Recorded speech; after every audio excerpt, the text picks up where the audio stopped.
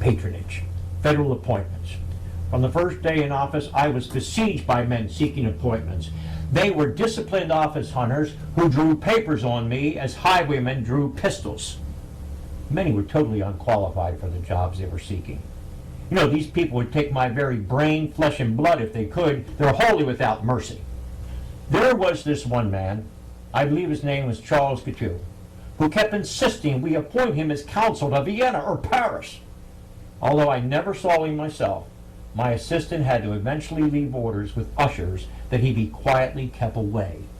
I understand he began bothering James Blaine over at the office of Secretary of State. Met with Blaine again. He told me there was no prospect whatever for me and to never mention the matter again.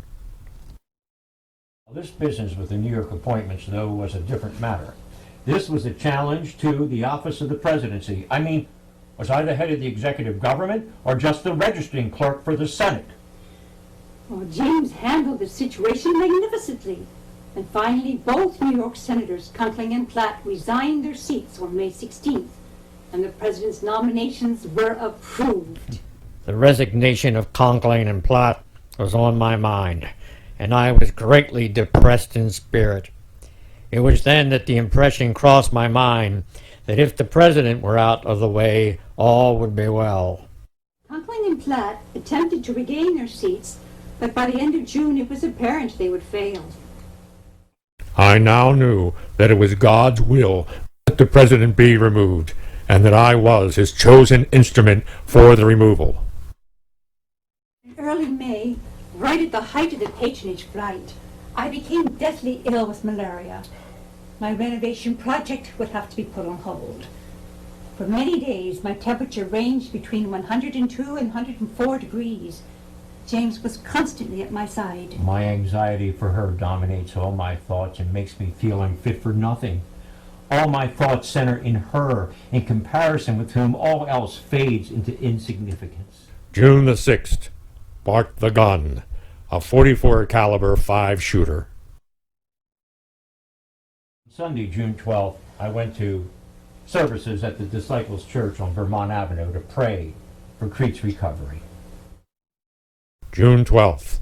Glanced in at the president in church to see if this might be a good spot to remove him in the future. I could not think of a more sacred place for removing him than when he was at his devotions. Family and the doctors thought the sea air might help in my recovery, so it was decided I should go to our vacation home in Long Branch, New Jersey. James escorted me to the station to board a special train just for that purpose. June 18th. Went to the train station to remove the president, but Mrs. Garfield looked so thin and she clung so tenderly to the president's arm that I did not have the heart to fire upon him. The morning of July 2nd, 1881 was glorious. I put on one of my best spring suits and after eating breakfast left for the train station. Blaine was with me along with several other men and my two sons, Hal, 18, and Jim, 16.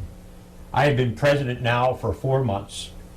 We were leaving to go to my alma mater, Williams College, where I was to give a speech, and I wanted the boys with me. But first, we were heading up to Long Branch to pick up their mother, who was feeling much better.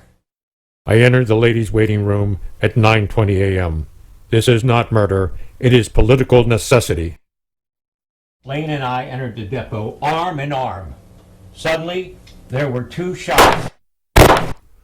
I am a stalwart, and Arthur is now president. As I slumped to the floor, I glanced up and I could see my 2 boys. Jim was crying while the older Hal was bearing up and trying to help.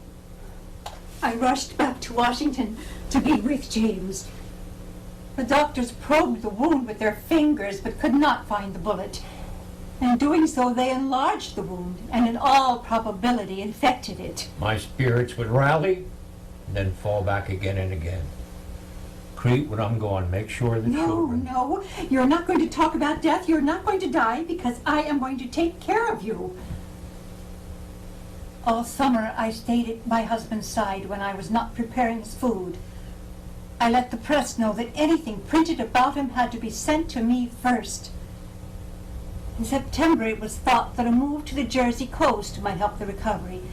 Special rail lines were laid right up to the cottage at Elberon near Long Branch. During the 7-hour trip, men, women, and children lined the tracks, standing silently in prayer. But on September 19, 1881, the anniversary of the Battle of Chickamauga, where James had obtained great fame, at 10:35 p.m., his breathing stopped. Why am I made to suffer this cruel wrong? James was laid in state in the Capitol Rotunda and buried back home in Ohio. Within 4 months, Charles Couture was convicted of murder and 5 months later put to death.